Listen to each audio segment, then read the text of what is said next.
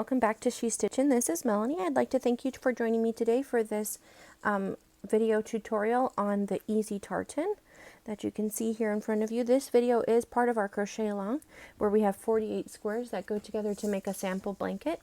But if you're not doing that and you just want to learn how to make this effect, this is definitely a video that will work for you. So in order to achieve this, what we have is a background of just half double crochets, and then this is called surface crochet to add that vertical line across the pattern. So if you're doing the crochet along with us, in order to keep the gauge for all the other squares, you're going to be using the 4.0 millimeter hook, and we're going to start off with a chain of 31. So I'll show you really quickly how to do the half double crochet, and then we'll get started. Okay, so I have my 4 millimeter hook here, and I have just a starting chain of 11. But if you're doing the crochet along with us, I recommend having a starting chain of 31. And then what we're going to do is skip 2 stitches. So I always like to crochet in the back bump, so we're going to skip 1, 2. We're going to go into the third one here. Now the half double crochet is the American term. So what you're going to do is yarn over first, then insert your hook in that bump that we talked about, the third one from the hook, yarn over and pull 1 loop through. And now you have 3 loops on the hook like you would for a double crochet. But instead of just pulling through 2, the half double crochet is going to pull through all 3. So now we just yarn over and pull through all 3. And that's our first half double crochet. Now for the pattern, the way I've made it, we're going to count this turning chain as a stitch. Okay, so I'll go ahead and do that with you a few more times. So you yarn over, insert your hook, yarn over, pull loop through, and then yarn over and pull through all 3. So you yarn over, insert your hook, yarn over, pull loop back through, then yarn over and pull over 3. Now today the stitch that what I'm going to be showing you how to do more in depth is the surface crochet. Now surface crochet will work on top of any stitch, but I definitely recommend doing it on a single crochet or a half double crochet. So if you'd rather do half double crochet than single crochet, that'll definitely work. And also another pattern that I showed earlier was the link double crochet. And because this has such a tight fabric that's created, this would be a great stitch to do the surface crochet on top of. The only reason why I chose the half double crochet for the project is because single crochets go really slow for me. So it's a little bit hard for me to be patient enough for single crochets. So that's why I chose half doubles. But you can definitely choose any of single crochet, half double crochet, or the linked double crochet, which I also have a video on. So in this pattern, I just went ahead and I finished this off 3, 4, 5, 6, 7, 8, 9, and like I said, we're going to count that turning chain as a crochet, as a stitch. And then when you get to the end of the row, what you're going to do is you're just going to chain 2 and turn, and then you're going to skip this first spot because it's going to be, we're counting this turning chain, so you skip that first spot and then go into the second set of V's there. And just continue doing your half double crochets all the way across. Now, as you can see in the pattern that I have, which I'm going to include in my sample blanket, I did change color a few times just to make the plaid effect a little bit more. So that is something that I did, and you can kind of place those wherever you want. I wanted to have a more loose open plaid. But you can definitely do it however you want. As I'm here in America, I recently found out that the people in Scotland who monitor the plaids and tartans are traditionally signify the clan or area that you live. I recently found out that you can also have a tartan. They have created them for the United States because there's so many Scottish people living in the States. So I did think that was cool, and you can look that up if you're interested. That's just a little side note. So you can make it definitely however you want. And this surface crochet technique, you can actually make any shape. So you can see here in the background, I have an Easter project that I did last year, and I have a video on these little Easter eggs. But using this surface crochet technique, you can make letters or shapes, anything that you want. So you can see here, this spells out Happy Easter. It's a little garland that I made. So you can definitely make anything you want. It does come out one-sided because the back is, the reverse of the letters. But it is something you can do. So if you want to learn how to make these eggs, you can check out my videos. So before we get started doing the surface crochet, I'm actually recommending that we map out our course first. So what I have here is just a piece of yarn in a contrasting color. And what I'm going to do is I'm going to decide where on the piece I want my yarn.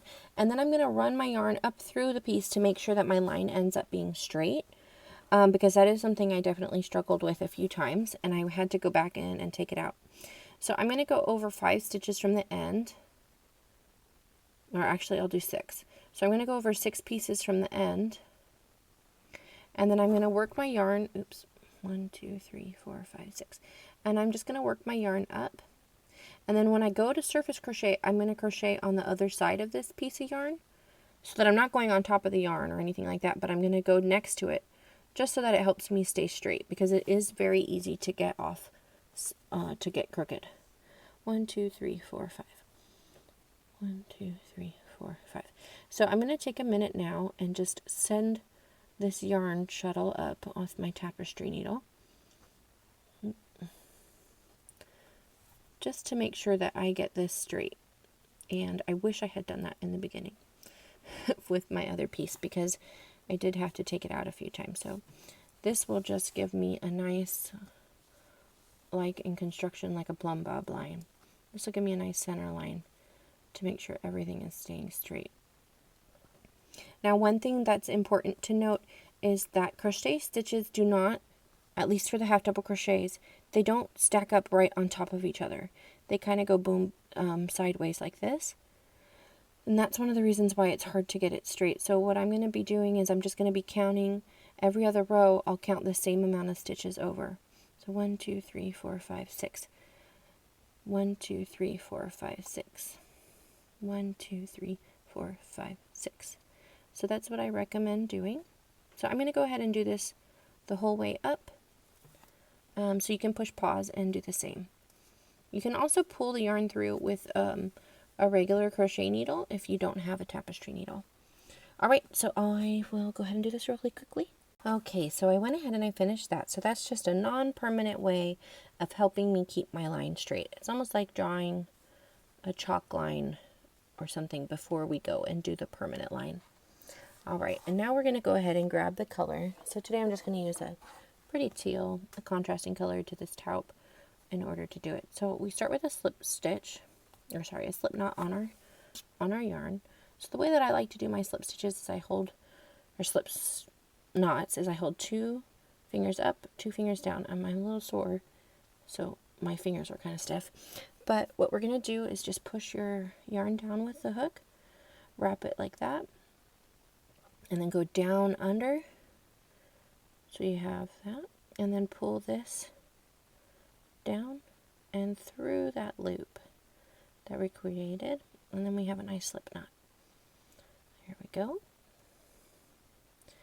So what we're going to do is I'll go ahead and go on the right side of this line, and you're just going to insert your hook into the front and the back V here to get started. So this is where my line's going to be, and I'm going to put it straight on the right side, the right hand side of my guideline, a full stitch over. And normally I use knife hold when I'm doing crochet, but for the surface crochet that we're about to do, it is a lot easier to do in pencil hold because the angle of the, otherwise you have to go like that, and it's kind of bad on our wrists. So I'm going to be doing it like this. Now what we're going to do is we're going to grab a piece of the turquoise yarn here. Sorry.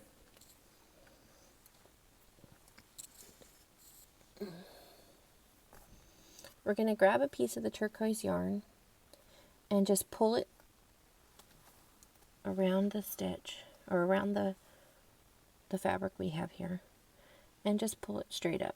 It's important not to get too much slack on there. So I pulled it through the piece, and then I'm also going to pull it through the loop that we have on the yarn. Alright, and then, so now we just joined on with a slip stitch. And now we're going to continue to carry our yarn under the fabric that we have here, under our blanket. And then we're going to just trace, we're going to stay next to this line all the way up. So you can stab your yarn, your hook, down in between the stitches, and then the next stitch, when we get up there, we'll go in So we'll go inside the stitch and then we'll go in between the stitches. It'll kind of alternate back and forth. So I'm going to go inside the stitch here, so you can see the kind of the two little legs, and I'm just going to stab straight through, and then I'm going to grab the yarn from the back, wrap it around, and pull it up and through the blanket, and then also through that slip stitch, or that, yeah, slip stitch. There we go. So now we have two little loops there starting out our line. Now it is really important to keep your tension correct, because it is very easy to cinch up your work on this. You can see I kind of did it too tight here, so it goes up a little bit. So you really want to make sure that you're not doing this too tight, otherwise it's going to pull your whole work up and it's going to change the shape of your fabric. So make sure to keep that nice and loose. Alright, and I'll show you a few more. So we just went inside the stitch, and then now we'll go in between the stitches. Okay, so I'm going to insert here in between the stitches, grab it from the back, pull it up, and then pull it through the loop on the hook. There we go. And then next, you can do some in between. Sometimes you might not want to jump the whole height of a half double crochet, and you can fit some smaller ones in between there. It's definitely okay, whatever you think looks best. This is very versatile. Like I showed you in the beginning, you can make any shape you want. And then we're going to stab in between the legs here. I wrapped it around in the back, kind of like wrapping around a knitting needle, and then pull that up.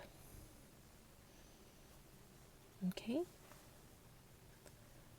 There you can see, so it is easy, really easy to start to curve that. So just make sure every couple of rows that you're keeping it straight.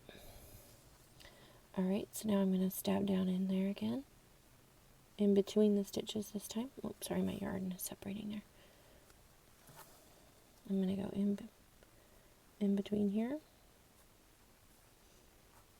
Okay, then push it through around the back, loop my yarn over, and pull it up. Oops. So this isn't a natural way to hold the hook, so it might be a little bit finicky until you get going through. There we go. And then we're going to stab in between the little legs. I'm going to go in between the legs there.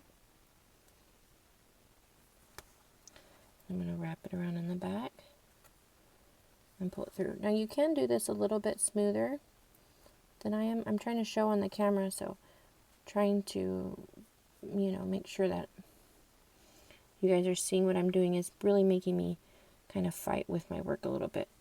It's a lot faster to do if I'm not trying to get it on film. But that's basically what we're going to do, and you can go up the stitch or up your work, and depending on what you've done with the back row, with your fabric in the back here, you can create tons of different patterns. Here we go. So one thing that's important to remember is to just take your time and make sure that it is staying straight. So because I have this guiding yarn in here, I'm not counting every row, but if you're doing that without that, I really do recommend counting frequently. And also it's important to make sure that you're keeping the distance here straight or even in between. Otherwise it'll start to look a little bit sloppy if you have one loop that's really stretched out and then one loop that's not as stretched out. So when I worked up my piece, I did some of them a lot more tight. I stuck in between. I was putting about 2 in between each half double crochet. So whatever you feel looks best is okay. It's a really easy stitch to do, and it's very versatile, and you can kind of make up your own style as you go. You can do as many rows as you like, so it's time to have a little bit of fun and get a little bit creative. So you can see here I did this one super stretched out, and it just doesn't look as cool. You can kind of see the distance in between. So these closer that you get these, the better they will look. But as you can see, it pulls out super easy. So I'll do a few now that are a little bit tighter.